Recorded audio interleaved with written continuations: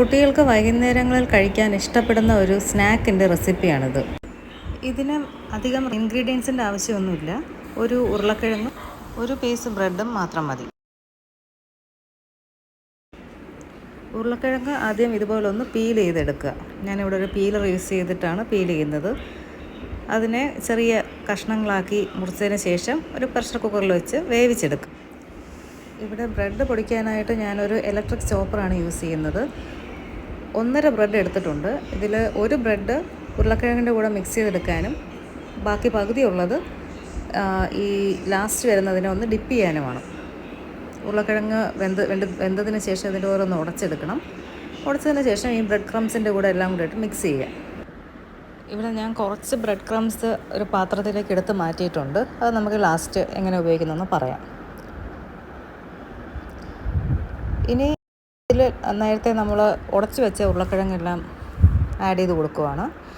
അതിനുശേഷം നമുക്ക് കുറച്ച് ഉപ്പ്, കുരുമുളക് പൊടി, ഇഞ്ചി വെളുത്തുള്ളി പേസ്റ്റ്, ചില്ലി ഫ്ലേക്സ് ഇതെല്ലാം ഒന്ന് ഇതിൻ്റെ കൂടെ ആഡ് ചെയ്തതിന് ശേഷം ഒന്നുകൂടെ നമുക്ക് മിക്സ് ചെയ്തെടുക്കാം.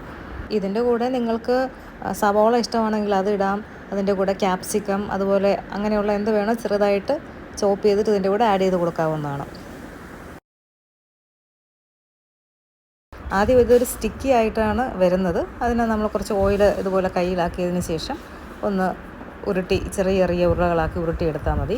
അത് ഡിപ്പ് ചെയ്യാനായിട്ട് ഇവിടെ മുട്ടയും ബ്രെഡ് ക്രംസും യൂസ് ചെയ്യുന്നുണ്ട്. ഇതുപോലുള്ള ചെറിയ ഉരുളാക്കി ഒരു പാത്രത്തിൽ വെച്ചതിന് ശേഷം ഇതിനെ നമുക്ക് എണ്ണയിൽ ഫ്രൈ ചെയ്തെടുക്കാം.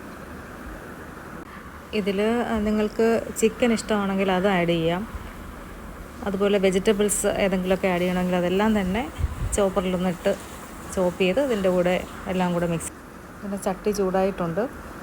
ഞാൻ സൺഫ്ലവർ ഓയിലാണ് ഇതിന് ഫ്രൈ ചെയ്യാനായിട്ട് യൂസ് ചെയ്തിട്ടുള്ളത്. നിങ്ങൾക്ക് ഇഷ്ടമുള്ള എണ്ണ ഏതാണെന്ന് വെച്ചാൽ അത് യൂസ് ചെയ്യാം.